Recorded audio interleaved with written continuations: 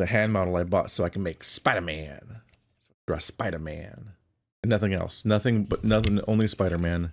No other drawings of any kind. Just on a Spider-Man kick. I know I'm a mess in general. I have roommates that sleep at every hour of the day, and I wanted to get to cut my hair before this, and people are still sleeping. And when I cut all my hair, I need to then vacuum up all the hair and not leave that to be a problem for somebody else. The fun of having having roommates that work at night is like what time of day am I allowed to vacuum? Sometimes you just kind of wait all week for that window to happen. Anyway, something close to like a year ago now, I made a video about Sigma Paws, or Anthony Poe, who was this YouTuber who went to a furry convention and did maybe crimes, and under the guise of being the cool guy who's being nice to the furries. And it was just a very strange video. And at first I just kind of bounced off the video, but the more it cooked, the more like it settled with me, the more I'm like, I feel like I need to talk about this and address that. And people seem to like that video.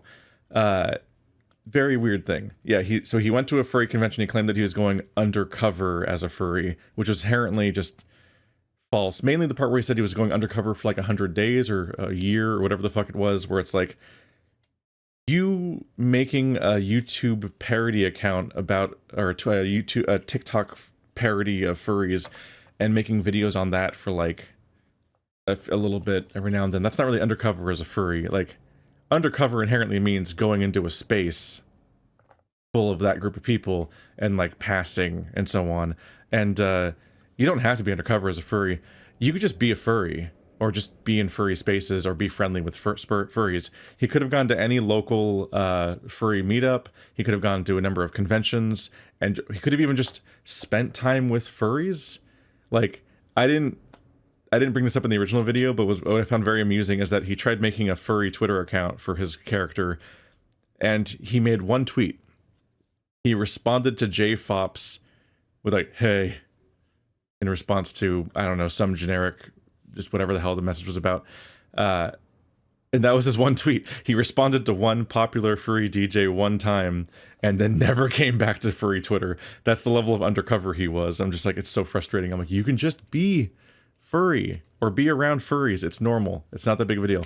But that I unpacked all of the stuff about how that video is weird in my, I guess, video essay or whatever it is, or drama video over on the Boring Keith channel.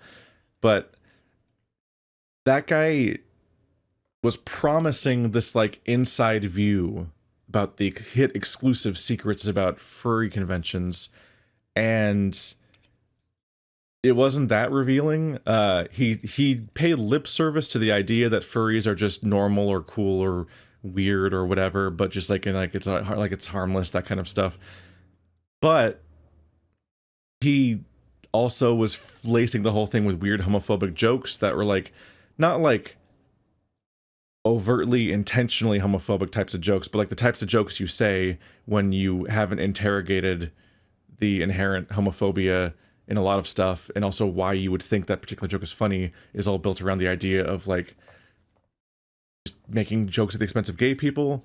But like the big secret he was getting into was the idea that there are furry parties, which is a fucking hilarious thing to say at a furry convention. It's like, he meant orgies or any kind of other like sexual meeting or whatever, sexual meeting. So we're going to stack our papers, and someone's gonna take minutes. There are sexual meetings at furry conventions. So that's the funniest part, is that thing that I said that sounds absurd and hilarious is just a real thing. It will probably happen several times. But he said all that, he built it up like a secret, but everyone already knows that furries have sex parties at conventions. It's not like what the convention's about. It's not like the reason you go exclusively, but like he was talking about something like it was elusive and secret when it's a thing that's well documented, and consenting partners will just film and put online and just show people. Like it's not a secret. So that was goofy as shit, and it was just a false mystery. There was nothing going on there. It's just a stupid video. It's just a very stupid video that centers him as being super funny, and they hyper edit all these moments of him doing stuff, and they don't interrogate what they're doing along the way. And I got into that video because it was an interesting look at the YouTuber brain. And like, I always have to deal with some element of the YouTuber brain. Like, I am a YouTuber. I'm currently doing a series right now that this one right now, where I'm kind of like launching into a different format because it seems to perform well. And you kind of like, you take actions and then you get feedback on those actions, and you try to figure out if that was like a good idea to pursue, or if that's a direction you want to take things in, or if that's the kind of content you want. But you importantly can't just let the algorithm and feedback exclusively tell you what to do, because if you do that, you end up doing something unethical. You end up doing a lot of Logan Paul shit, and that's the well that people fall down. And unfortunately, a lot of YouTubers just get into it very young, are practically raised on the platform, and they're raised watching people do all this attention-grabbing stuff and getting rewarded for it. So then they will go through this surprisingly long process of, for example, going to a furry convention and then inviting yourself into, like, worming your way into like sexual parties that you expressed discomfort with in your video, but you're doing to yourself because you're the only, no one's making you do any of this, and then filming that stuff. And then not only in that moment filming people in a violation of privacy and not questioning whether or not you should be filming other real human beings in an intimate setting without their consent, but then going home and then months later having the choice to like edit that video and then script a voiceover for that video and do an entire production cycle for that video, because he had like different hair length by the time he was doing his commentary later, and then upload that video to what is probably a relatively young audience given the type of videos that he's making. And you're like, you essentially made like a censored sex tape without people's consent and then uploaded it. And it's like, even if somebody in this voice chat said that people might be filming, that's like personal use stuff. You don't film. No one involved that talks about the idea that somebody might record parts of this thinks that they mean for YouTube. That's insane. You don't. But I'm just getting sucked back into the topic of that video again. But what bothered me is that he didn't really teach us shit about furry conventions, really. He just kind of like soy face pogged at us, point and like, you know, to the YouTube thing where you mug for the camera and act like everything's crazy all the time when relatively normal things are happening around you. It's just not very informative, but it wasn't really meant to be. It's the aesthetics of YouTube videos where people pretend they're going to be informative or helpful or dig into something, but they're actually making a hyper edited 15-minute video that's just a kind of just moves so quickly you don't even register the fact that it has no particular structure or like narrative to it. It doesn't really like go anywhere. And then in that video's case had to retroactively delete the part that was the obvious attraction of the video to the creator, and then now it's just a bird without wings. Whoops. So I wanted to talk about furry conventions because I'm going to one again. I was just at Las Vegas FurCon 2 or 3 weeks ago, and I'm going back to FWA again in 3 days. I'm going to be flying there. That's going to suck. I like the East Coast cons. They're better spaces. They have a lot more, just way more space for MFF isn't great for space, but Anthrocon and FWA are both huge for the space that they have, both because Anthrocon is in Pittsburgh and just has a genuine convention center, which almost none of these conventions are able to get unless it's a pretty small one, like at Further Confusion, and that one's being shared. And then FWA is blessed with just the fact that it's one of its host hotels just has a comical amount of floor space. It's just a giant hollow tower with a massive open floor, and then there's like a carve out of that and an escalator going down and another massive floor to walk around on, and then another carve out and escalator going down again. So there's 3 floors and then a top floor like terrace DJ podium top point thing. just a comical amount of floor space for a bunch of people to walk around and meet up with each other, and for fursuiters to be able to stop and hang out without blocking traffic, because it's just genuinely wide open. It's so much space despite not being a convention center, as far as, I mean, unless it counts as one. I don't know how this categorization works. In my brain, convention centers are their own separate thing. But to answer Anthony Poe's very pointless question, yes, furry parties do exist. There are horny parties all over these conventions. They are not public. They are not, some of them are a little public. Generally speaking, it's just the fact that these conventions take place in hotels. And so people can do whatever the fuck they want in their hotel room. A significant amount of hotels in general are rented for sexual reasons, even outside of conventions or any kind of overall get-together. But in these cases, yes, there are a number of different like grades of horny parties that do exist at furry conventions, and you generally need to be invited to one. So it mostly involves being connected to somebody who is already there or having some kind of social networking thing going on, because in many cases it's like they're organized by friends or people that know each other, and then the people that know them, and it just depends on how open people feel like being with that kind of stuff.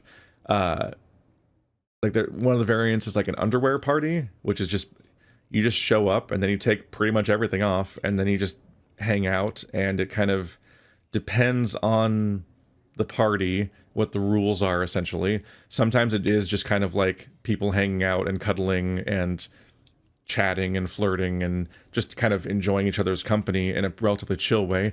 And sometimes all bets are off and people can just start getting up to stuff if they want to, and that's a thing where it's like, okay, everyone in this room knows what the ceiling is, so it's not going to bother anyone, and if they don't want it, if they don't want to be around it, they can leave. And, you know, if someone wants to put on a show, then that's their thing.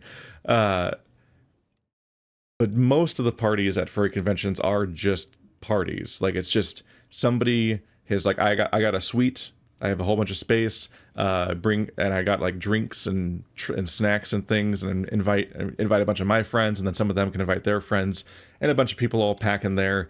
And it's mostly people hanging out, and somebody's probably making mixed drinks and serving those up and so on.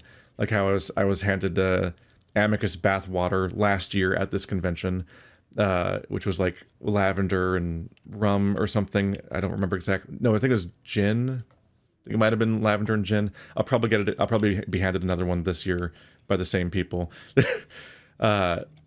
And like those are just normal, regular get-togethers. Then there's the next level, which is there's more like the party block, which this tends to exist either in a weird separate space, like in Las Vegas FurCon, it's its own whole convention building, or a whole building of the hotel that's separate from the other ones, because that one's so broken up. But on other conventions, there's often the party floor. There's just a specific floor that is just an active party location, and this is pre-organized, and so you know if you're renting a room on the party floor or not, and you're going to be a part of this whole mess. And there, you're much more likely to have, like, you have a hotel room that is open, and they put tapestries up on the walls, and they set up, like, probably purple lights or color-changing lights, and they have a DJ in the room, which might be one of the same DJs that actually perform for the convention itself, but they're doing a private show, or I guess not that private, but a smaller show in this location, and people are allowed in, and it's just like, usually just this room will be like wall-to-wall people that are just actively, they're just, you know, moving a bit in the space they have and enjoying the loud music and probably some drinks. I hate these parties.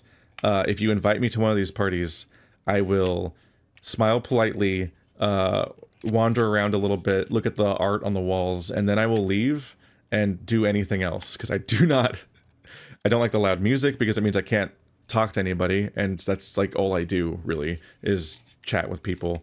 So not being able to chat with people kills it for me. I don't like going to dinner at places that are too echoey, because I'm like, I can't hear anyone. Like, I'm not here for the food, I'm here for the people. So I don't like these kinds of parties. I don't like dancing. I know that most people are kind of just moving a bit and that's all they're doing. It's not even real, like much in the way of dancing. But whenever I try to do it, I feel extremely stupid and my brain kind of screams at me the whole time. And I just want to stop and I want to not be seen and I want to go away. And I understand that the people around me are also just kind of doing whatever. And when they do it, it doesn't seem stupid to me. So it shouldn't seem stupid to me when I do it. But it still never becomes fun. Like, I do not like it. And I said, as somebody who actually does enjoy the idea of a choreographed dance, like in the times of my life where I've been paired with like another person or a group of people and we do like some kind of routine as a group or something, that's actually fun. And I feel less stupid because I'm following the instructions, I guess. So that's a thing I get to deal with on that level. But the party floor is mixed on what's going on each particular room there, and it might be mixed on what level of like people are allowed in or whether or not there's some curation going on there. There's often an entire room that's dedicated just to serving water and having a quiet space, like basically like a chill out space, just like both to give people water so that they can hang out and not die on the party floor for a variety of reasons, but also it's a quiet space that isn't actively a party, and you can chat with people a little bit there, but mostly just kind of slow down and chill and kind of recenter yourself if you're maybe like freaking out a little bit or getting overwhelmed on that floor, but also don't necessarily want to leave, because a problem with all these conventions is that all of the elevators get super jammed and it's really hard to change floors at these parties or at these conventions because the elevators just can't keep up with the sheer number of people trying to go around everywhere. So you might feel the need to stay on the floor and not leave, but you also might not be doing well right now. So having that one room that lets you chill is pretty neat. Amusingly, I went to the water station in Further Confusion in San Jose when the first time I went there, and one of my old tabletop friends was there. One of Marty's friends was there, and I was like, "What? I didn't even know you were furry." In fact, I don't think that he is a furry. I think he just knows furries and enjoyed getting involved in this stuff. But he mans the water station on the party floor. Like, would arguably the most intense situation to be in. Or like most intense environment to be in at a furry convention that's public, and there's just randomly this one guy here that I don't think is a furry, just manning it for fun, essentially as a volunteer, which was just a fascinating jump scare moment to recognize somebody in a place like that. And it's like, hi, I guess you know I'm a furry now because I'm here, and even if you're not, it'd be very hard to accept the argument that I'm not somehow, because what am I doing wandering around right now? But it's like that's like basic safety helpfulness right there in that one floor. In Further Confusion's case, I don't know how common this is. The entire party floor has saran wrap across the carpet, just all the way down, just up and down the entire hallways of the hotel room and from the elevator bay and so on. Which is funny because on some level it's hard not to read it as like being. It's hard not to make a horny joke about that, just being like, oh yeah, they gotta protect all the surfaces from the furries, but it's probably also just for like spillage and any number of different things, just every type of fluid that they don't want to have to clean out of the carpet afterwards because of the sheer amount of foot traffic, and also maybe they can then like pull up the whole thing at once to gather up any like garbage lying around too, because if you just like. They're hosting like a concert practically on that floor one way or another. There's so many people jammed in there with random solo cups and garbage that there probably is just a mess to clean up. It's probably why they have the party floors, to try to not only make it, I know it's more convenient for the people attending, but it's also like you concentrate as much of the mess that the convention is going to make in one location. But I think, from what I understand, I haven't really spent much time on these floors. I think that these are also where some of the more like publicly horny parties might end up being, and it kind of varies there. But the party floor is basically, I think the main rule there is just the fact that it's like the one where you're allowed to be that loud, because obviously the party floor would ruin the lives of everyone else at the convention if it was like interspersed amongst all the things. Like, I would lose my mind if I was trying to sleep at this convention to be able to wake up in time for my plans tomorrow, and also just I struggle at sleeping at these in general. And then there was like a DJ next door that would ruin my life. So obviously having a whole floor for that stuff, bare minimum, makes that stuff work. So there is a lot of dedicated party stuff going on there. We had I flee those locations. I might like visit briefly and be like, just see what people are up to and be amused by that, and just see like, 'cause people are dressed in a particular way in that setting, and like it's interesting to see what people are up to. And on some level, because I talk about furry stuff, like on some level, like just witnessing some of the stuff more is kind of like research in a way of just me understanding more and more about what's happening around me at these conventions and being able to discuss things more distinctly. I've heard people claim that this stuff is also common at like anime conventions or whatever, and I have no idea how true that is because I will probably never go to an anime convention. All I know is that my one convention I went to before all of these furry conventions was PAX, and that was just a reason to play some game demos, buy some merch, and go to a lot of panels about development of various games, and getting to see like industry vets talk about like what it was to write for BioWare for 20 years and stuff like that, that was really cool. And I might go to PAX again someday, but other than that, it was very much like you're coming here for this media and this genre of stuff. You're here to consume in a way. What's fundamentally different about furry conventions compared to something like PAX is that it is just like a giant party. It is just a social gathering. There isn't a lot of consumption to be done. Like there is the dealer's den, and that is like, you like furry stuff, here's a bunch of furries. Here's all these people making furry merch or furry art prints, or even taking furry commissions, or selling pre-made fursuits right there on the floor. Like when I went to my first furry convention, MFF 2022, with Toaster, he just wandered off and bought a fursuit. He just was that into it, I guess. We were looking for a raccoon tail that was the same color as his fursona, because most raccoons are gray, but his is brown, and it's hard to find a brown raccoon tail. So I kind of split up to help him look. And when I came back, he had a fursuit. You can make an impulse buy that quickly. And there's also there's fursuit makers that also take commissions on right there on the floor, and they're like, you can essentially get appointments and get in line in their queue if you don't want to buy one of the pre-mades, but want to get in line to get a specific character made, like your fursona and so on. Which is a process. It's time consuming, and it's a long wait because you got to wait for these people that are making probably one or two suits at a time to be able to get around to like yours, basically. So like there is money to spend on furry, but you like don't know what you're going there for in the same way. Like it's not the same thing as you being like, I'm going to PAX because I need to know about the next Halo, and I must consume Halo, and I'm gonna get hyped about the upcoming Halo. It's like that part of that concept of consumerism doesn't apply the same way, and instead it's just like you appreciate art in the abstract in this area, so you're just like open to the idea of maybe even just encountering art you've never seen before and then buying it on the spot just to have it in your life in the future and so on. It's like that level of stuff. It's not about the Marvel movies and things, and that difference is very welcome. But like, while there is the dealer's den where you can go buy that stuff, and in the bigger conventions it is very large, there's a lot of dealer's den at MFF, Anthrocon, and FWA.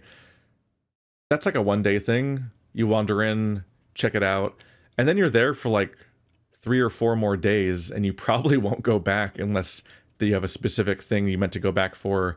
Or in my case, what I do is I wander up and down the whole dealer's den the first day just to look at it when it's too crowded, and then I come back to buy things later when I actually have when I want to go in with like an exit plan and know how to get all my stuff back to the hotel. So that whole element comes and goes in one day. There is also an after dark part of the dealer's den, which I'm not going to shy away from or anything. Something that bothers me about a lot of coverage of furry stuff is how much people are so dedicated to distancing themselves from the adult side of the fandom, and the fact that adult stuff is happening, and the fact that adult furry art exists and so on. I find that silly because like anyone who's on the internet is very aware of how much adult furry art is around because they're on the internet. That's probably the primary exposure people will have to furries. I understand the reflex to then be like, but there's so much more than that stuff. What if you're sort of like trying to fight them only interpreting furry as being that stuff and nothing else? But like it also is like heavily that stuff, and that's part of like that's part of sex positivity. That's part of like all of it being pretty normal. Is that like people are just chill about this stuff, and it's not weird to be sexual as an adult. Like that's just not a weird thing, and most of society doesn't really care about this stuff when it's straight. So part of my frustration with some of this stuff is that like so much of this is queer sexuality and there's so much shame attached to it, and there's always, whenever furry comes up, it's always people distancing themselves from this stuff, and that always kind of bothers me because of how normal sexuality is for straight people, and how this conversation wouldn't really have to happen in this way, but it happens specifically here in this context, and there's so much backpedaling all the time. And I find that frustrating whenever any kind of mainstream thing happens where people are covering furries, or like a YouTuber gets a panel of furries to chat about the furry fandom. They almost act like the adult stuff doesn't exist, or that it's not really what furries are or something. And it's like, it's weird because when you're actually in these places, it's right there. There's a lot of it. It's all over the place. It's in the people's behavior. It's in the atmosphere. It's in like the fact that there's an entire market for it. And it's like, it just feels strange to act like it's not there. And I feel like it's a combination of like, sometimes some internalized queer phobia, and also sometimes the people being interviewed are a very specific subsection of like straight furries that, for more obvious reasons, don't super resonate with the sexual stuff in the fandom, because a lot of it isn't of them, essentially, and so they're kind of not fully interrogating the fact that they're poo-pooing the queer representation in their own fandom in this interview kind of stuff. Like I got a lot of mixed feelings about those things. But in generally speaking, at the dealer's den, there is a big old black curtain and somebody checking IDs at the entrance, or whatever form of age verification that the convention might have already implemented. Like at LVFC, which I was just at, we had wristbands that already identified what our age was, and some of them do that, but other ones just have the badge that shows that you're registered, so they have to check your ID at the gate to let you in one by one. And inside there, it's often a lot of the stuff that was in the main dealer's den, but not censored, or the alternate version of that kind of stuff. You have adult art, you have adult toys, you have a lot of like gear. That's where they usually are selling harnesses and pup masks and all these other things.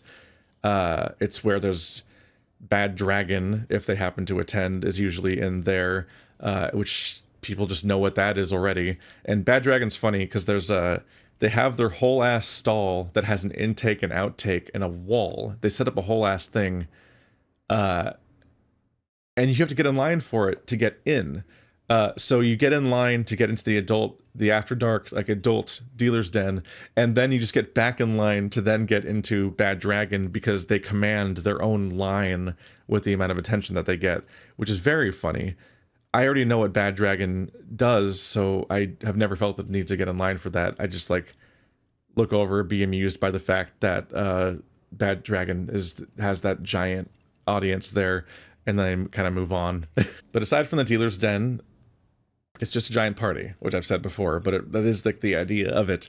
And it's every version of a party. Like there is a concert hall venue, usually some kind of stage where they have DJs on rotation most of the time, seemingly, and they host a whole bunch of dances there.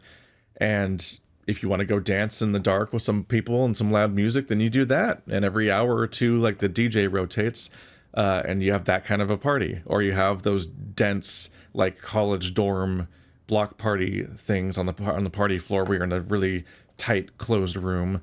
But if you're like me and hate both those things, then it's a lot of the other kinds of parties. Like it's you trying to like coordinate with a bunch of friends, and maybe you'll get dinner together, or maybe you will just go to some kind of attraction in like the local city, or in most cases you just, whoever has the biggest room hosts a party. Sometimes it's a karaoke party, sometimes it's just, hey everyone, we got drinks and we're all just gonna come up here and all hang out in this big suite, and people just kind of come and go as they want. You get to meet a lot of people and circulate and spend time with people, and not insignificant number of these feature Smash Brothers being playable in the room. In fact, there is also an arcade at most of these conventions, just a whole ass rented arcade, where they'll at least have like a few dancing games, a few other rhythm games, some shooters, some fighting games, and then they'll often host fighting game tournaments or other kinds of tournaments to like really just, if you're there for the games, you can just keep playing games all day. But part of the fun of a furry convention is that if you're having downtime between your plans, you don't currently have a party to go to, you're not currently getting a meal and so on, you can just wander the floor.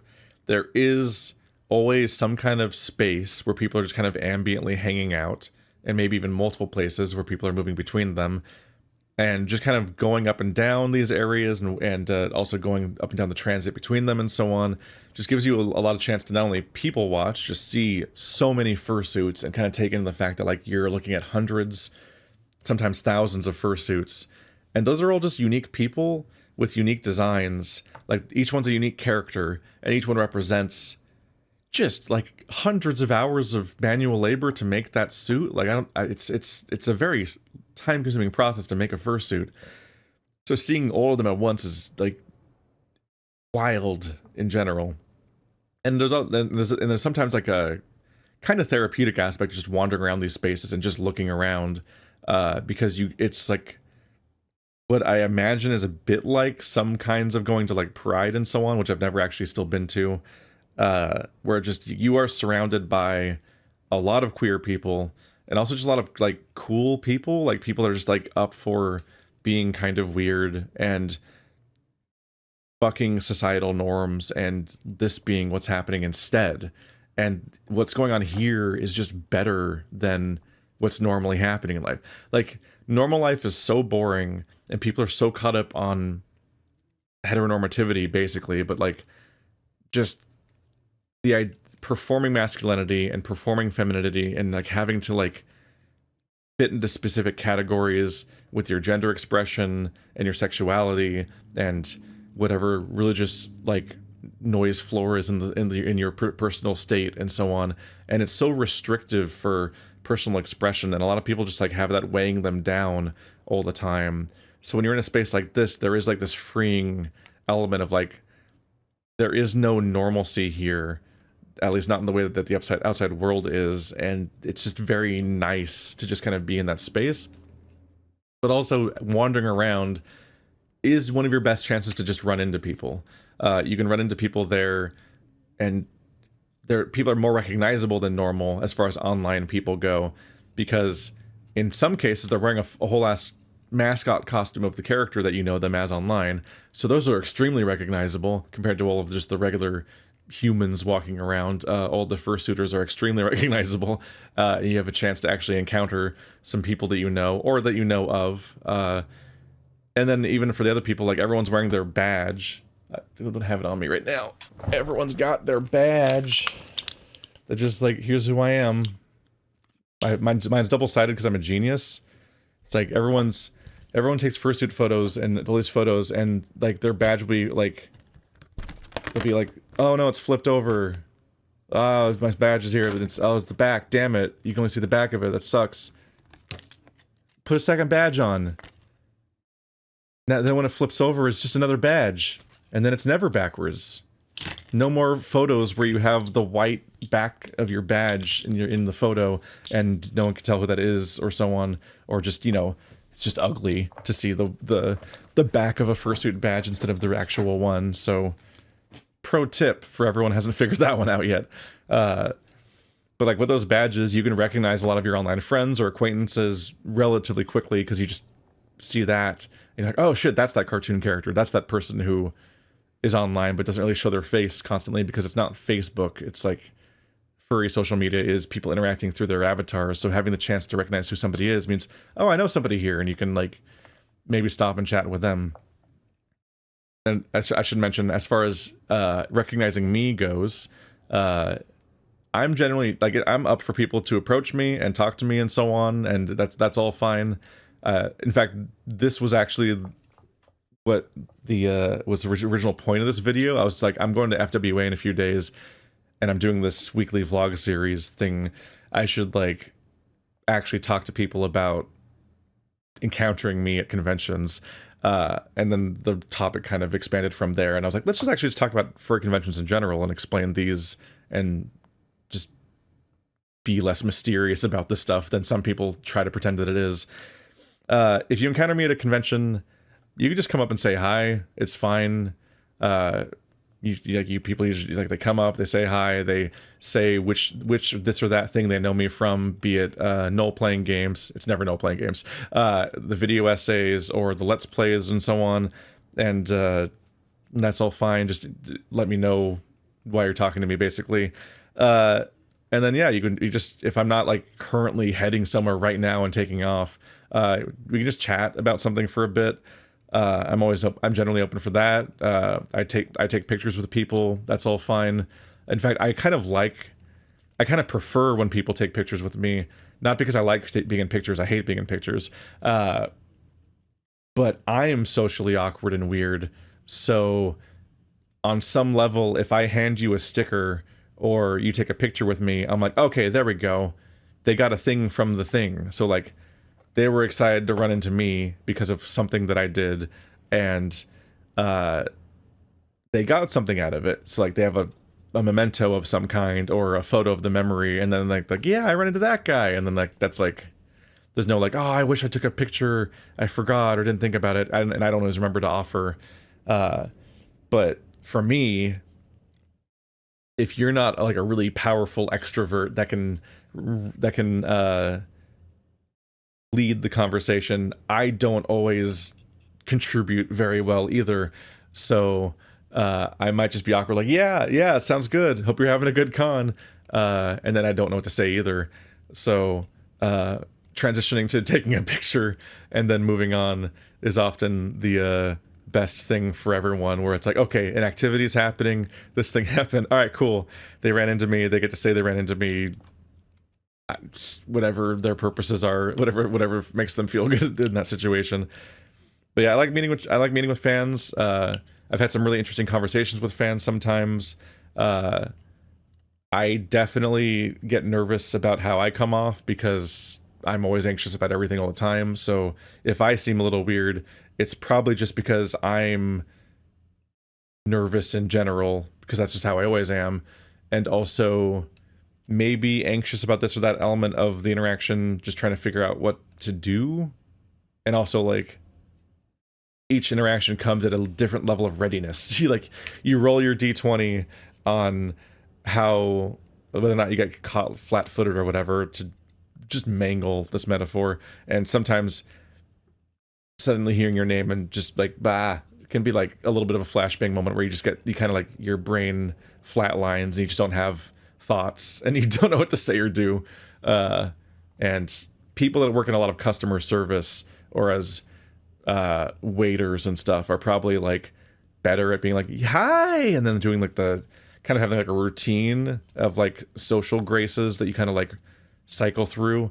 But I straight out of college went to work in a cubicle and then did this, and I've been doing this full time for the last 9 years. So I mostly sit in a quiet, alone space and don't greet people daily. So I have not worked that muscle at all. So don't worry if I seem weird. That's just because I'm weird. But it's not like you probably didn't do anything wrong. But yeah, just, it's like 100%. If you recognize me, I'm not going to bite. And I say this, like, everyone who approaches me is braver than me, because I have approached almost nobody ever at any furry convention, aside from going to their dealer's den stall to buy stuff from them and maybe saying something nice about their stuff there. But otherwise, I only go after people at conventions if we've already separately said something. If we've already separately said something in social media on like Telegram or Blue Sky or something. Otherwise, I'm like, I just assume this person has no interest in me and doesn't know who I am, even if we're like, even if we're mutuals on social media or something. I am terrified to walk up to random people and introduce myself in basically any context. So everyone who comes up to me is braver than me, and so good job on that. And yeah, you can just come up and chat. It's not a big deal. Definitely, but don't follow me afterwards. There's been a few of those, and I'm like, okay, no, you don't. Do not. If we're not mutuals and we've never chatted before and so on, and we're just like saying hi and making some polite conversation, don't try to like join my day for the rest of the day or anything, because like that gets awkward where it's like I don't know who you are, and and I'm not inviting you into my life for the rest of the day. That gets awkward. But aside from that, it's all fine. And just as a general rule with old people, a lot of people at furry conventions, they hug and all this other stuff. It's just one of those things where it's like, you always ask first. This is just a general PSA for fursuiters and so on. There's a lot of people walking around in fursuits, and that's exciting. Don't touch them unless you actually talk to them first about that. You don't just like start petting and hugging random people just because they happen to be wearing a funny costume. That's just a general vibe with that stuff. But yeah, for somebody like me who just kind of ambiently knows a bunch of people, like offhand or with very different levels of awareness and familiarity, walking the con space is very good for just getting the chance to run into and recognize some surprise people that you either have missed so far and haven't been able to actually coordinate with, or even maybe didn't even know who's at the convention, because these are so populated and you know so many people. It's very difficult to actually get like any kind of like roster of who's around at this convention and when to meet up with them. So like just kind of like hanging out in the con space is just like a good practice to have whenever you are just kind of looking for something to do but don't really know what to do right now. You can just kind of randomly encounter people, and that just changes your plans going forward. I've had days like at MFF where I just went out there, I ran into some artists that I knew, and then met with them and chatted with them for like hours about a variety of different things, and they had a growing group of people that they knew that were kind of joining in, and just kind of had like a growing little social circle hanging out in sort of like one of the back rooms of MFF. And then we went to get coffee, and I happened to run into one of my previous roommates from a different convention at the coffee place. And then I got invited by him to go to a Korean barbecue place with a larger group of people, with even more people that I knew, that I barely knew was even happening. I could just kind of like improvisationally just kind of like fell through all these different plans and got involved in all this stuff.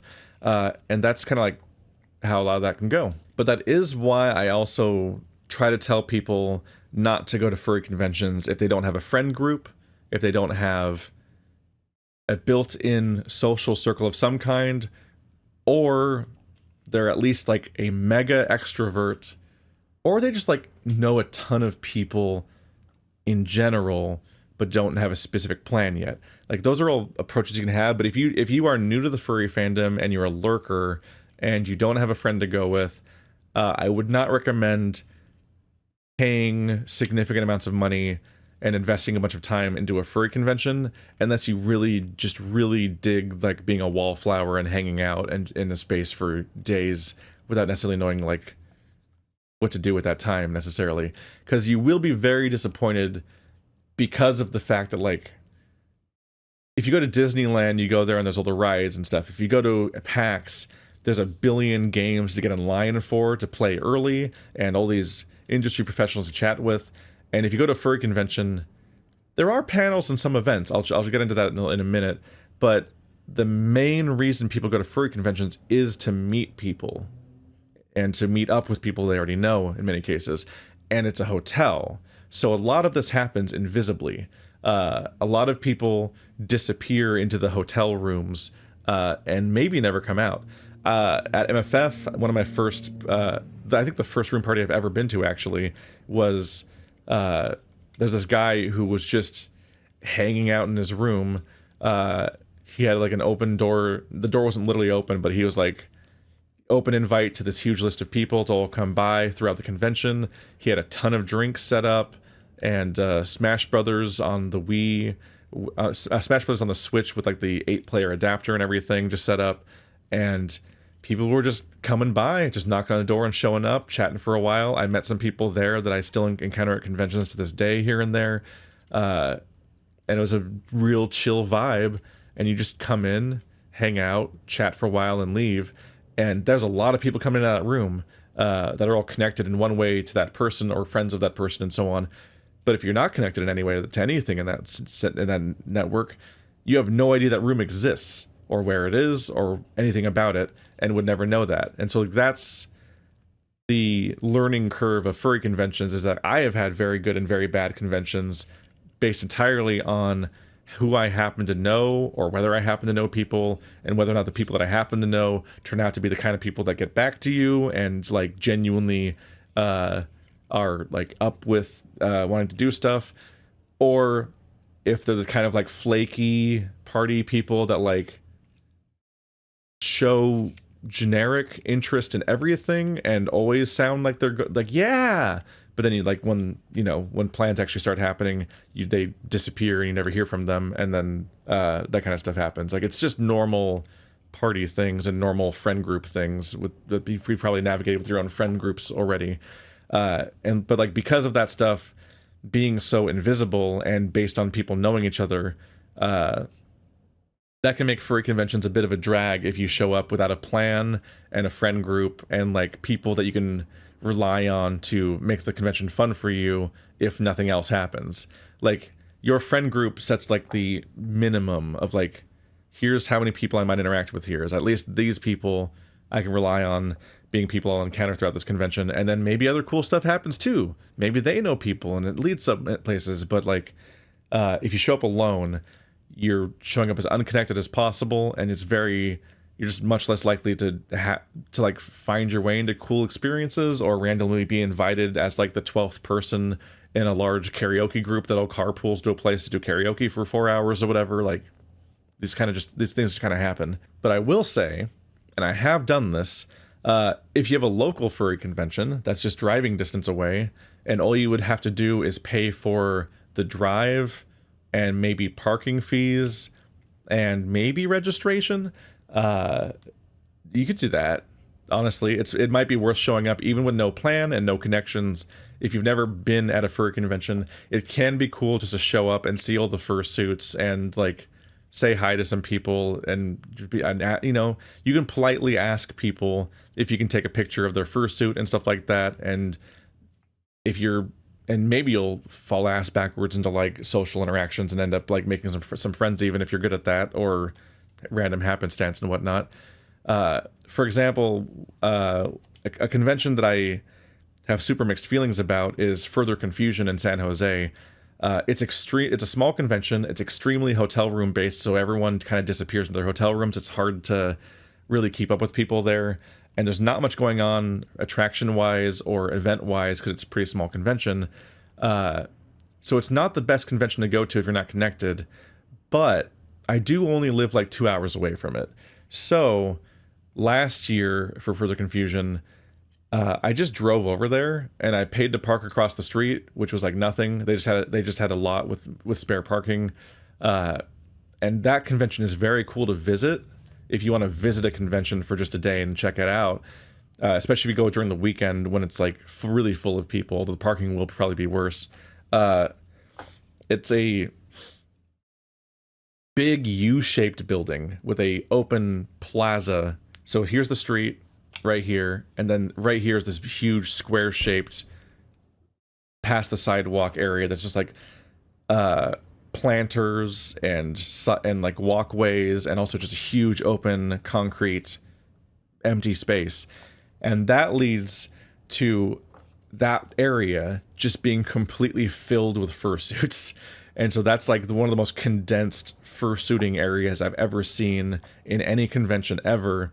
And in particular, there's a dynamic that happens where as the sun sets, it gets colder outside, and inside it's relatively warm. So a lot of the normal human people are indoors as, you know, all this, because we like air conditioning or heating and so on. We like to have climate control. But the fursuiters who are overheating in their suits, it's currently January in San Jose. It's a nice temperature outside. So all these fursuiters walk outside in this plaza, especially in the later hours, and are just amassed there because the chill outdoor weather just very much helps with regulating temperature, and it's like a nice environment, and it's really nice and open. There's so much space for the fursuiters. It's like it's a funny thing where that's just the ideal location for the suitors to have. And so it's kind of like the coolest location. Like, I don't like FC very much, but that one location is like the best location in any furry convention to me. Like, that one open plaza is like really cool to see just because of who's there, and seeing everyone kind of mingle and all the suits being out in the San Jose winter air, which is like, it's not snowing. It's the middle of California. It's not going to get actually cold, but it's so much colder than all the other options if you're going to be walking around in a fursuit. So if you go to a furry convention as a day trip to just hang out, and it's like that gives like the level of stakes of being like a picnic, or you and some friends checking out a restaurant together or something. It's like those are low stakes, so you might have a good time just because you don't have that high of expectations. If you fly across the country and probably spend $1,000 on your combined flight and hotel and so on, and you're investing, and you have to get time off of work, and you have to look forward to this big expensive plan for months and months as you wait for it to come up, and you're going to this convention alone, you're setting yourself up for like a stressful trip where now there are stakes, and you have to you're trying to get some kind of experience out of this that'll make it worth it, how much you invested in it. And if you show up alone, you might be very disappointed in what your experience turns out to be. And that's why I warn people not to go to these conventions alone. But if you do show up to a furry convention alone, there's usually a schedule page over here. The funny thing about furry conventions is that I almost never check the schedule. I almost never actually look through any of this besides maybe the dance competition. I just kind of don't go to panels because of how much that's not really what I and a lot of people are there for necessarily. But the funny thing about that is that if you aren't going to any of these events, you might be able to visit a furry convention for the day or even the whole trip and just never register, never pay to register, and never actually get admittance into the convention, because you can just walk around the hotel or whatever the space is usually without being registered. Except for Anthrocon, because Anthrocon is a convention center, and so in order to get into that, you need to be registered and have attendance. But if you're going to go to any of these events, you generally have to be registered so that you can actually gain access to the inside of this place. And there's a wide variety of things. We have a color categorization here. All this orange stuff is gaming. So a lot of this is, there's people doing gameplay of tabletop games. There's video game tournaments. All this pink spots are the other kind of pink spot. Yeah, those should be concerts, I believe. There's usually yeah, that literally says DJ. There's DJs cycling throughout the stages, pretty much throughout the entire convention. The Artist Alley and Vendor Hall are there. There's a con store. There's a lot. You can see there's a very dense schedule, but all these these saturated pink ones are mostly, a lot of those are meet and greets, so it's they just get a room, and then they're just hyenas, go meet up in here, and that's very funny, because that's just people meeting up because their personas happen to be hyenas, which doesn't sound like a lot in common, but you're already furry, you're probably queer, you have a hyena persona, it gives you something to chat about, and these are just chances to meet up with people, and have some base shared experience to start with, and then you build up from that, and then you might make friends in these places, and then you have more specific things like people meeting up because of a specific furry interest, like the Vor meetup. But then you also have more esoteric things where it's like, it's not even especially furry. It'll be like, here's a meetup for medical furs, furries that work in medical. And it's like, now you have even more in common. You're furries, and you're both at this convention, and you're both the type of people that go to furry conventions, and you're both like nurses or something. You might really make friends in those kinds of situations. So those are some of your best chances to maybe meet people. Transgender furs. I do find it weird that meet and greets and panels are the same color, because that is very confusing for the schedule, because those are two very different categories of things. But there are a lot of panels, and the panels can be very interesting, or they can be like nothing. There are definitely just people who, like here, stand-up comedy is probably somebody just they're hosting a panel, but the panel is them just doing a comedy, a stand-up comedy routine. There will be cases where people host game shows with the audience and kind of screw around, and that's like, sometimes it's something like Smash or Pass Pokemon stuff. Sometimes it's about trivia and a lot of games where the points are made up and don't matter, and maybe people in the audience get brought up to compete, or maybe it's just calling on random people to see what they'll say, and people kind of just like using the space to just have some fun. But they also get like more intricate, and I forget what I pulled out of here, but I definitely pulled some stuff out here to like poke at and just kind of like give you guys some kind of idea of some of the range of this stuff. Let's see.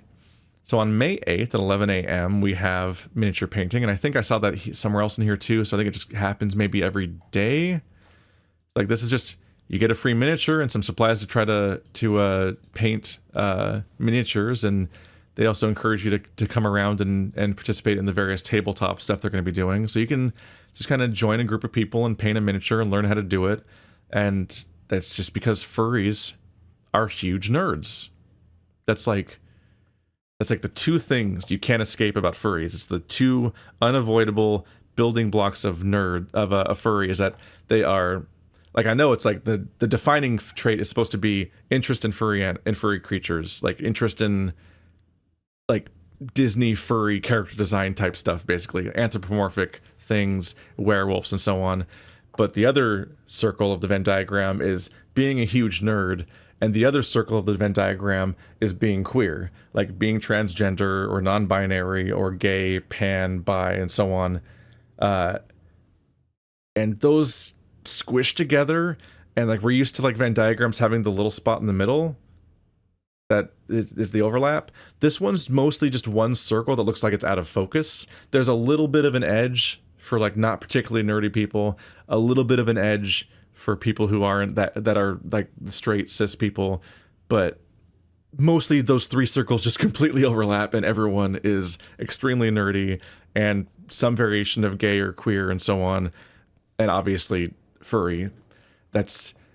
There are still people, there's a little bit of a circle down there too, though, that just a little bit of sticking out of like the non-furries that are there because their friends are furries, or they were bored or something, or they're a confused businessman here for a business convention, but the furry convention's happening at the same time, and they just kind of wandered into stuff because there's funny, colorful animals around, which might make them a furry.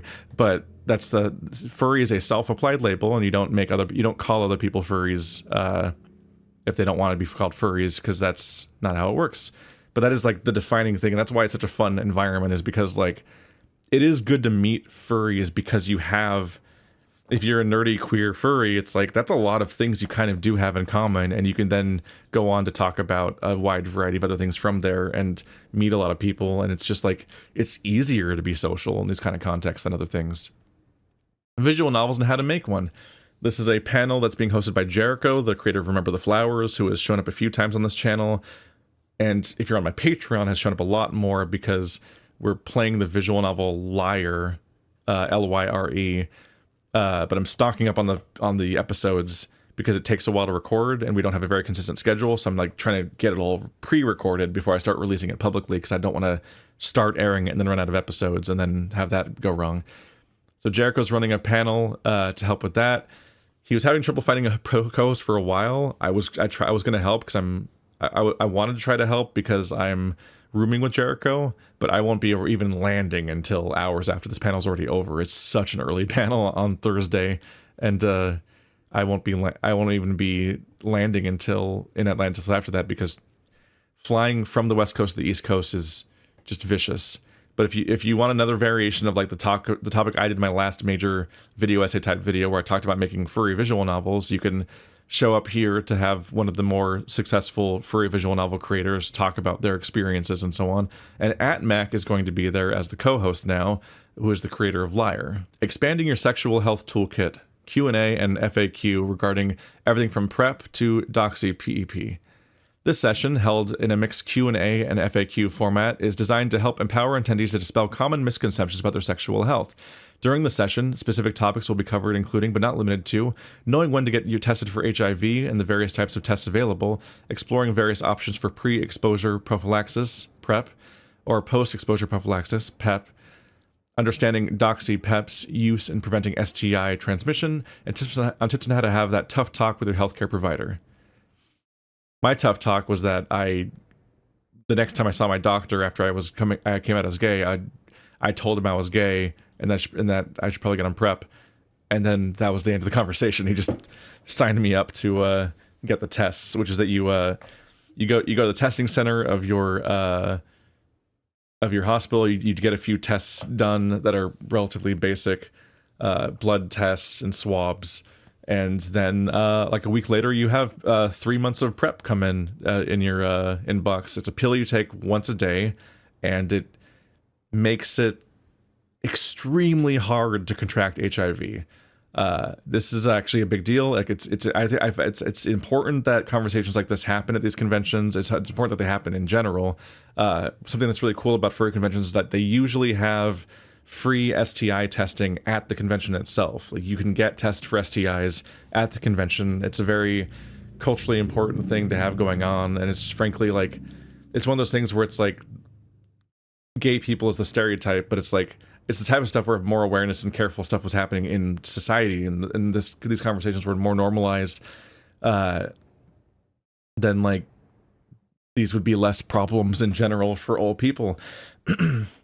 Like, I don't know if this is true, but I heard that at this point, the most common new HIV, I don't know if this is true or not, but I was hearing that like the most common cases of new HIV cases was in most commonly straight women at this point, because gay people have PrEP and are taking all these steps to specifically avoid contracting it.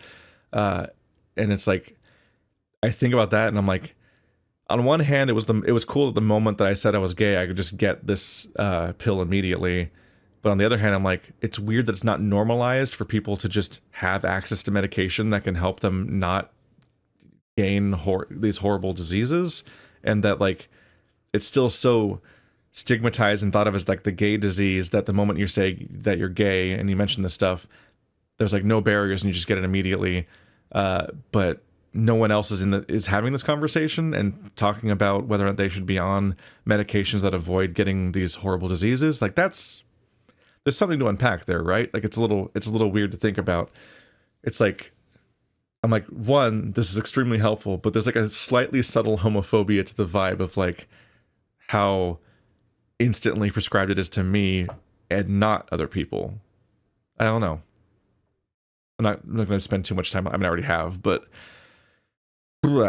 although speaking of homophobia, much worse thing that's happening is that last I've heard, there is a case where somebody tried to sue over the fact that their gay coworker was getting PrEP cover. They were getting PrEP and it was covered by medical insurance and so on, and it's like, you know, it's free, and it's like they were suing over that, like as if it's some kind of reverse discrimination. Like, how dare they get this thing? This should be stopped. They shouldn't be getting any kind of benefits. And it's supposedly on the way to like the Supreme Court. And so the idea that this thing is free, that helps prevent HIV, could go away if our conservative Supreme Court is really weird about that. And that's just frustrating because it's like, it's returned to like Reagan type shit where it's like, let's just like, because this helps queer people, we should ignore it or destroy it. And like, I can't interpret it in any way other than just people wanting people to get AIDS more. Like, just hateful people that are going to cause more HIV to spread, and they're doing it out of spite because preventing it helps queer people, and they hate queer people, and they're that hateful that they'll do that. And that is a fucking world that we live in. Like, this is the prime example of a thing that's just doing good, and there's no reason to fuck with it, and it's not affecting your life. There's no reason to care about it, but just finding out that technically queer people are getting a form of free healthcare, and that going to the Supreme Court in any way is like, it's just dark. It's just like something is deeply fucking wrong with people, and it's frustrating to have to deal with this kind of stuff. And like, if you think about like, it'd be like charging for the COVID vaccine. It's like, the reason these things are free, and why it's important to subsidize it and to make it free for people in practice, even if something somewhere is paying for it, whatever, is that like, if there's a barrier, then people aren't going to cross that barrier. You massively reduce the adoption rate of something if it costs money. There's a reason why free-to-play games are free to play and then try to charge you microtransactions afterwards. Being free to play multiplayer games gets people in the door to play the game and gets a bunch of people doing it and so on. And obviously, like, for healthcare stuff, you want a somewhat similar tactic, not for the charging people later stuff, but like the part of like, you need that adoption rate. You want, if you're trying to avoid pandemics and widespread disease and the massive consequences of them, then you want everyone to adopt the thing. So it's like, you wouldn't like be like, finally, there's a COVID vaccine. Everyone has to pay $100 for it. It's like, you know, we already have to deal with vaccine hesitancy and all these other fucked up things, but like, and like conspiracy theories about that stuff and the fucking MMR vaccine autism bullshit with like all these lies. But then having it cost money, a lot more people would be like, I think I could just catch COVID and I'd survive. I'd be fine. Because you're now it's now a risk. You're like, okay, do I pay the $100 and risk that maybe I never get COVID, or I'm asymptomatic, or it's not a big deal? It's like, no, you don't want people to do that. You want herd immunity. You want everyone to get the fucking vaccine so they stop spreading it everywhere and making the world worse and leading to thousands of dead people. Like, that's the whole fucking point. And it's like, if PrEP works on a horrible thing that we don't want to have around anymore, it's like one of the most upsetting diseases that is always going around. And you would want HIV to be gone. This should be uncontroversial that you want HIV to be gone.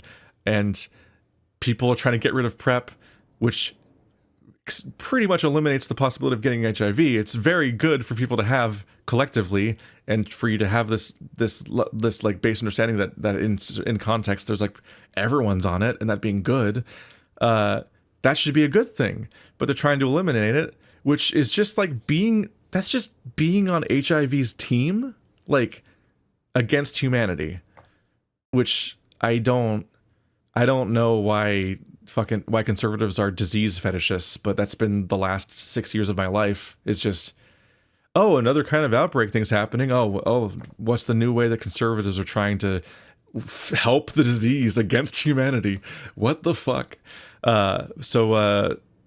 Yeah, that's the ramble I got from there. We're off topic, obviously, but I'm just like, I am very mad about I'm so fucking annoyed about the PrEP thing, because it's like, it's just good, and people should have access to it.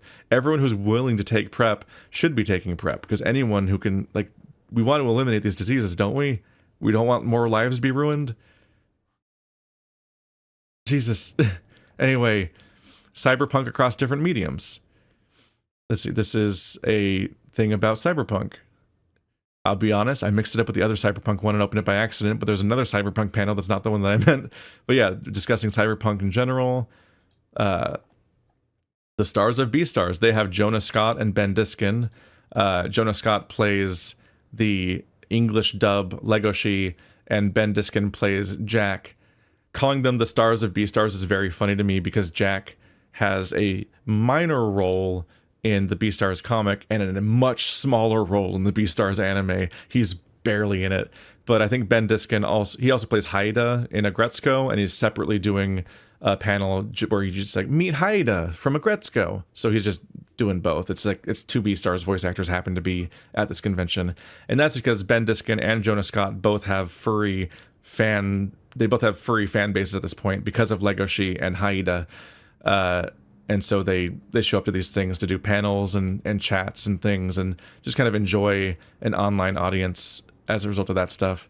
Friend of the channel, Jeremy Blake, aka Red Means Recording. He's a YouTuber that covers synthesizers and music stuff. He's been around for ages. He also did the soundtrack to my visual novel since November, and he is guest of honor at Furry Weekend Atlanta, and is going to be also specifically hosting a concert on Friday, 7:30 to 9 at the Atrium stage. And this is just the kick-ass poster that they have for that. It's just really cool. And that's just, this concert's going nonstop. But this one, I know who's doing it, and that's significant. Polyamory 101. Curious about polyamory, how people manage it? Come learn, ask questions, and share experiences and/or struggles. Rope Collie and their partners have been practicing it for 4 years and have experienced multiple styles and been through formal coaching on it. One of their partners is even a therapist. So it's just, hey, here's an alternative approach to relationships. Let's talk about it. And I love that. Like, there's all the nerdy stuff. There's a lot of queer stuff. There's a lot of like breaking down the assumptions of what society is and has to be, and questioning that stuff.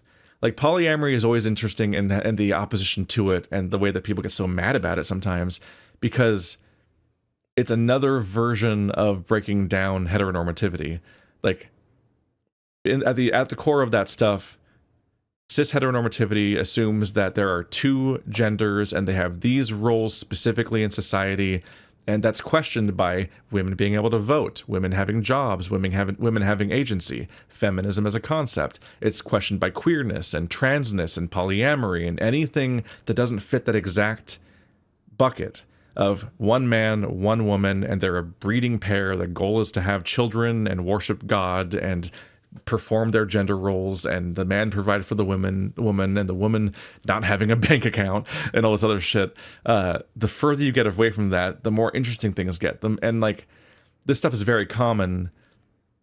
In my experience, furries are full of people who, if not being polyamorous, are in often open relationships. You will often encounter people who are married and they're here at the convention to fool around, and they're doing that with their partner's complete consent and knowledge, or even participation. It's just a lot of wide open, different approaches to relationship. A lot of people of that who can very maturely understand the idea that like these two people are in love, and they're married, and they're built a life together, and they're doing this all, but also they can bring in other people and experience things with other people, and then just go right back to, going home. And it probably is even easier to compartmentalize on some level. It's like, oh, you go to this convention together and you get up to all sorts of other stuff, but then you go home with each other and it's just the two of you and your dogs and your house and so on, and that's the life you've built together. There's a lot of stuff that just like, once you're queer on any level, you're pulling bricks out of that wall, and it collapses so quickly, of like all the assumptions of what relationships have to be and why they have to be that way don't make sense anymore. And so who cares? And so it just comes down to obviously your relationship and your expectations and what you care about. There are people who are, God, what's it called? Closed? Yeah. There's people who have closed relationships. I had to remember what like the term is for like normal relationships. And there are people who are just monogamous and closed, and that's also a thing. Monogamous is actually the more accurate, the more commonly used term for that. Normal people use the word monogamous, but people who are used to some of the stuff would say closed as opposed to open. Which I guess those two mean different things, don't they? Because polyamory and monogamy, that'd be like you go home to your what's the poly word? Your polycule, as opposed to your one-on-one marriage. It's like, that's the more involved thing of long-term relationships with a bunch of people at once, and there being a web or shape there, as opposed to open being a open would be like a monogamous relationship between two people, but they're open to experiences with other people, but you're not getting into the relationship. That's just, even if you're having relations. But yeah, I love that there's so many panels about this kind of stuff, even if I'm not always attending the specific ones. There's a full web of things happening. We're talking about genres of fiction. We're talking about philosophical concepts. We're talking about sexual health. We're talking about the different roles of different of gender and sexual and relationship dynamics that contradict the only one that we're told growing up. And like, that's just opening people up to what could just be a happier life and giving them the tools to process these things, or the chances to discuss their struggles and figure out what does and doesn't go wrong for them and things like that. Conversations that should just be normal. Pup play psychology, the why behind the woof. Nearly every con that offers AD or 18 plus panels has some kind of pet or pup event. Typically they're meets and greets or how-to guides or common practices designed for an audience of all experiences. We like to do something else entirely. In this panel, we hope to investigate the psychological and sociological phenomena that make pup play fun, and which made it such an emotionally important part of many of our lives. For those that know, pup play it's when you wear that mask that's like kind of like a skin tight blackish mask with like color highlights usually, and it has like the muzzle sticking out. It's like a fake dog snout and then little ears up here. I don't know where I put the prop from one. I have one that I used in a video once. It does not fit. It was just to be a goofy prop for a minute, and I don't remember where I put it. But sometimes people at furry conventions just wear those because it's like a DIY fursuit. It's like the fursuit provides people with anonymity and the chance to hide their face and a chance to just kind of like vibe without having to be observed as themselves. And for some people, that's like such a helpful thing to kind of get in a different headspace and just kind of enjoy themselves. Like maybe if I wear a mask, I'll dance at a party and I won't feel weird about that. I don't know. I haven't tried it. But fursuits cost thousands of dollars. So a pup hood that you bought online on Amazon for $30 or whatever can be a really quick replacement for that. But it's also associated with this kink for pup play, which is the origin of why people were mostly using it, I think, before furries started wearing them for fun, just to hide their face and just to like participate in furry spaces differently. So there's a debate whether or not they're allowed in public spaces and whether or not that's appropriate. I have mixed feelings because I'm like, on some level, I can philosophically accept the idea that because it's got a social context and all of things that are appropriate or not appropriate are determined by their social context, that it could be deemed inappropriate to have in places where technically younger people are walking around. But at the same time, I'm like, if they're not doing anything sexual, it is just a funny mask, and it doesn't have a dildo sticking out of it. It's not like overtly horny. It's just a funny mask. So I don't think that if your kids see it or whatever, it's like, how will I ever explain this to my kids? The fact that someone was wearing a mask, it's like, it's a mask. It's like being confused how you'll ever explain a Renaissance fair to your kids. It's like, oh, people are wearing costumes? I don't understand. It's like, if they're already seeing fursuits, the weird lycra, what's it called? No. Vinyl mask or whatever isn't that confusing or weird. And so it's like, when it's removed from the sexual context, even if there's a social context that in a cultural context that makes it sexual on some level, if it's removed from that context, I don't know if I really fully subscribe to the idea that it's inappropriate in public. And I don't know, I guess it's never been legislated, I'm sure, by anyone else. So it's just like, it's vibes and arguments, and Twitter will have a blow up about it every 3 months because that's what they do. But pup play itself is when people essentially dehumanize themselves. Is that the right way to put it? They're unhumaning themselves. They're basically pretending to be a puppy, or they're acting like they're a dog, and so like they take orders, they're nonverbal, they're playful, they're probably on all fours, and just kind of like, sort of like, they're engaging in a form of role play that is an escape from being, an adult human who pays taxes and has anxiety. And so like that's what they're talking about here.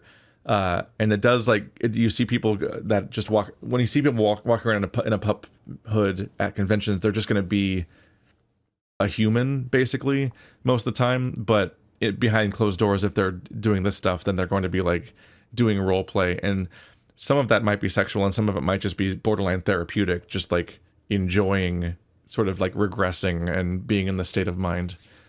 Let's read the rest of this now that I've kind of introduced it messily. A lot of this rambling is why I script my video essays, because this is how I talk in real life, and it's a fucking nightmare if you're trying to get anywhere in any amount of time. But people that watch my Let's Plays already know that.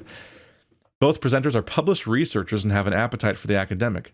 The body of research which helped explain the mechanics of pup play is surprisingly large, spanning from B.F. Skinner's groundbreaking 1963 paper on operant conditioning to Darren Langbridge and Jamie Lawson's 2019 phenomenological investigation of pup play. Combining contemporary human and animal behavior research with our own experiences, case studies, and interviews, we hope to illuminate not just how pup play is done, but why it's so appealing. Making the science accessible to a wide audience of practitioners who might not know exactly what goes on under the hood. This is what's part of what's fun about furry, is like people take the shit seriously. Look at this. This is not the people listed in the previous thing, or the topic really, but like I have a copy of First Science here, which is some of the breakdown of like people investigating what's the gender and trans and gay and so on breakdown of the fandom, and like what percentage of people have autism, all these other effects and so on. And I have not gone through this necessarily yet, but I'm like, I got a copy of it so I can do future research and learn more about what the stuff is and so on. And it's a thick ass book. It's part of why it's so thick is that it's got like all like the citations and actual like raw data and so on. There's just like a lot in here to take up space, because it's the type of thing that would take up space. But like people are trying to do science and research and understand furry on different levels, and I kind of want to do this too, where I want to try to break down, like, people want to say that the furry is just a fandom or it's just a community and so on, but increasingly I think that furry might have an important cultural context. Like furry might be the equivalent of like something more like the punk movement or the hippie movement or the goth movement and so on, like things that actually have a specific social context and a politic to it that is significant. And like furry being around for so many decades and growing and having such a history and being so tied up with queerness and having its own internal like political schisms and so on, like I think there is something meaningful to the context of furries, and it's interesting to break down this kind of stuff. And so it's interesting to see that people are also trying to figure out what to think about pup play and be like, no, let's actually get down to this. Like, what's going on here? Like, let's not just do the surface level explanation, but like try to break down why people do this, why they enjoy it, what it might mean for them, and also why there's like a history of this kind of stuff and what's going on here. Let's take it seriously, and that's a lot of fun.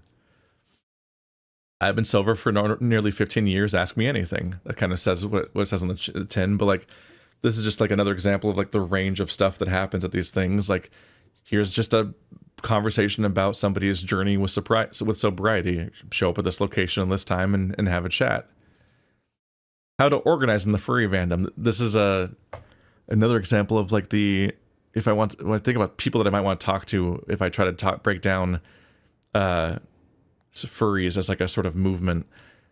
Jonathan Vare Duncan and Sasha Jones do these panels at a number of conventions. I don't think I've been to How to Organize in the Furry Fandom yet. I think that the one that I saw them host at FC was one that was more about local networking, but it might be related to this kind of stuff. I don't remember exactly which one it was, but they do polyamory panels, and they do this panel and maybe a few other ones, but they give these talks about talking about organizing and talking about support networks and so on. Do you feel distressed and powerless in the face of current events? As furries, what options are there to constructively build a future when we can all be safe and provided for? In this freshly illustrated and completely new rewrite of our previous organized talk, we will talk about the unique position of Furry and offer comprehensive ways that we can work together to provide a joyful and meaningful future for everyone. Q&A and fresh zines after the talk. And this, I'd recommend this. I've been to one of their talks. They're funny. They have like they have like very engaging topics to present, and they're taking this stuff seriously. And it's like, this is where you'll actually have like, this is like the, like, here's an actual like breakdown of like, we're actually getting into leftism here. Like we're getting into like, how can we survive the upcoming years? What are alternate lifestyle choices that can actually lead to more happiness and more welcoming, more belonging, more safety in many cases, like an actual support network. Like who has your back? How do you build these connections and have people that you can rely on in the small term? Because as much as global politics and federal politics can be scary, like that's all this massive scale stuff. Oftentimes what's local is what's more important, and that's the stuff that people are least engaged with and least able to deal with. And we increasingly like don't even like talk to our neighbors or know people locally, and we work, we do stuff online, and then we travel. And this is a very insightful look beyond that kind of stuff. Intro to modular. Red means recording, the same person that did my soundtrack and has that YouTube channel and did that and doing that concert, also just is doing an entire guide on making music with modular synthesizers, which is a lot of what he's often up to on his YouTube channel. So you can see him in person and have him see him give a talk and not just doing a concert. Water. I've been talking for so long. We Are Cyberpunk, the one that I meant to click on the first time. Whoops. This is Rio, the creator of one of the visual novels that I've covered in the past. Yeah, there it is. String 0. Also, I just realized I wasn't recording screen. I was just showing my face still. Whoops, forgot to switch back to the other camera. I'm not experienced at this. But he has a cyberpunk furry visual novel, and this is a chance to break down cyberpunk themes and so on with furry writers. The Moonlight Festival. This is the After Dark Festival. This is noteworthy. It's just like an extension of like, you know, discussing the adult element of the furry fandom, and that just being like an element of the whole thing. It's worth acknowledging that like most of these conventions have the After Dark night, essentially, which is when whatever kind of like DJ space or one of the big rooms will become the After Dark area, and people are allowed to show up there and change into much less appropriate attire, and they show up for a dance in that context. And it's a particular space. I was amused by the fact that last year at FWA, I got recognized at the Moonlight Festival more than I've ever been recognized anywhere at any convention. And it was already at a convention where I was getting recognized a fair bit. And I'm just like, I was amused by how frequently that was and how much I was chatting with people that were wearing booty shorts and crop tops and fishnets and things. But it is, to be fair, a specific context where you're practically encouraged to be a thing in a situation where you're going to be like looking at people and dressing up to be looked at and everything. So I guess people are more actively looking around, and it probably led to me being recognized way more, which is funny. But like at FWA, there's particularly like way off in one direction, there's a big stage where a performance is happening. There's a whole middle area with just a bunch of people mixed in.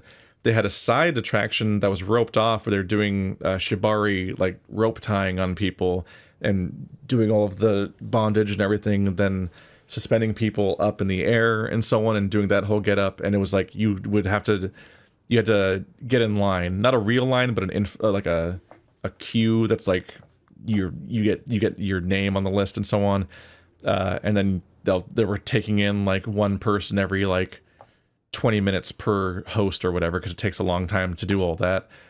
And then they have on the far end, they have the night market, which is where they have the after dark, like the 18 plus dealer's den type stuff all happening over there, where they have a bunch of relevant stuff there. At FWA, in the middle, they had a pup play pen where a bunch of people were engaging in pup play in a little closed off, like velvet roped off area so that people wouldn't walk into it that weren't participating. And it's like, it's basically a dog park for people. Like, just in the middle of this party and dance and everything, they were just having a dog park functionally for their pup play event. It's just, that's the kind of space it is. It's honestly, it's fascinating. Like, if you're not weird about it, like, a lot of this stuff is just like, it's a great moment to experience so many so many like facets of the human experience all in one place that are often beyond what you'd be usually thinking about. Halo 2 tournament, I put this in just to want to highlight that there's video game tournaments, just to like reference the wider spread of stuff going on at these. And then this one caught my attention. Deconstructing religion, reclaiming ritual. As with any queer, kinky, or non-conforming space, religion has left many of us with scars of shame and guilt. This open discussion will focus on setting aside the harmful elements of religion and reclaiming our rights to create and honor our own rituals. It's like, once again, another moment of like questioning upbringing and processing what people are going through and dealing with these things in these unique spaces. Like, so if you want to go to a lot of panels, then like, and you show up to a convention solo, you probably want to go to one of the big ones. So like this place has a decent, this convention seems to have a pretty decent amount of overall panels to go to. So you could panel surf all day if you can't come up with other stuff to do. You might only be able to get away with that at FWA, MFF, and Anthrocon. The other ones I've seen to have much sparser schedules, but each convention has its own particular vibe. I was considering breaking those down, but we've been going on for so long that I should really wrap this up so I can actually upload this video, which is already late, frankly. But you feel free to ask me more questions about stuff if you want to. Switch to the perspective again. I'm going to be at Furry Weekend Atlantic this weekend. I'll be landing in Atlanta. I'll be staying in one of the main hotels, and I'll just be around. I don't host any panels or events myself. That sounds really stressful. I don't think I'd handle that well. Not that I haven't tried, but I don't trust myself to be the guy at the table looking at a room full of 30 to 200 people or whatever. That sounds awful.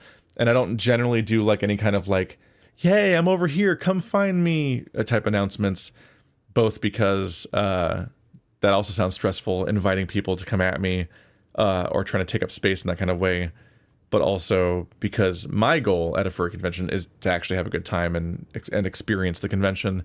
So I, generally speaking, if I'm not currently doing something, I'm trying to find something to do. And so that's what I'm working towards. If you spot me in public spaces, feel free to talk to me and say hi and all that. That's all fine. I am almost by definition not doing anything right now because of the fact that I'm in the public space in the first place. And so that's the perfect time. But I don't know when that will be. It just kind of comes and goes throughout the day. Generally speaking, what's nice about furry conventions is that I talked about how it's a big party, and that is true. But it's also a party that you have your own bedroom in. Like, it's like, actually, that sounds worse, actually. That makes it sound like it's a house party being held at your house, which is not as good, because if you try to hide in your own room from a house party, it's still stressful. But you have all these different levels of like parties. You have the 18 plus stuff, you have the rave, you have the block party dense stuff that stresses me out. You have the more chill, super public party of everyone just kind of wandering out this big open space and chatting and finding people that they know at random. And then you have all the little intimate parties of people hanging out and chatting and drinking and like being in a closed off space with just their friends. But if any of those get overwhelming and any of those get stressful, you could just go back to your room, because you have a hotel room somewhere around there, and you just go on back to there and you just lay down and just decompress for a bit, turn on the garbage hotel TV or scroll your phone or whatever, and just reset and then go back out. And so it's a pretty comfy situation, because it's a situation where you get to be exposed to things and kind of widen your horizons and learn about yourself and learn about the people around you and enjoy a lot of that. But you can always just walk out of the room of whatever the thing is that you've got yourself into, and you can just always go right back to your room and just distance yourself and then reset and then go and then pick another thing to do. And that's why I think for a lot of people it's really comfy. And as far as like why the 18 plus stuff, in my I meant to say this earlier, but for me, the reason why the hoarding parties even exist and or why people are hooking up and so on, uh, the way I interpret it is that like it's a lot of like lonely gay nerds and stuff like that. You have people that are of a sexuality or identity where, generally speaking, you are encouraged to hide who you are, which makes it harder to meet people. But even if you are super open and around people who are open, you just are a statistical anomaly. Like people that are compatible with you are relatively rare, because most people are straight or something. So you have these conventions where it's like, okay, you meet people online pretty much specifically through the lens of being some version of queer, and you network with a lot of these people, but then congratulations, you know people that are queer, but they're spread across the whole world. So when people then all coalesce at one event, it's like, it's inevitable that people would probably be trying to get a lot of their feelings out because like they're in the same place. And then you're trying to figure out yourself and these people, and maybe trying to figure out whether or not any of these people might be prospects for a longer term relationship or not. But even beyond that, just like, you don't need that necessarily. There's just the element of like, you get to be yourself in these contexts, and you go from your daily lonely day job life to these contexts where you're surrounded by people like you. And I'm like, of course it makes, why wouldn't that happen? Of course it would happen.